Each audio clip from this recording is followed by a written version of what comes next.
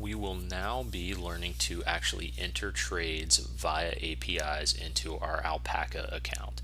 So again, we're going to focus on Alpaca for this section. So try to talk you through what those inputs are to enter those trades so that you can be comfortable doing that with other brokers. So just pay attention to that portion of this. I'm going to show you some of the documentation, which should get you familiar with those APIs and how to interact. So we're going to do that with several different order types. We're going to enter a generic market order. We're going to enter some limit orders, and we're also going to enter my personal favorite, which is a big reason why I actually chose Alpaca in the first place, for their bracket order. So the bracket order being something that allows you to simultaneously put a ceiling and a floor on a trade, so that you can hit your profit target, or if it starts to sink down and you're comfortable losing 1-2% of your portfolio, you can set that value at the same time simultaneously and not have to look at it. So we'll take a look at these multiple different types through functions,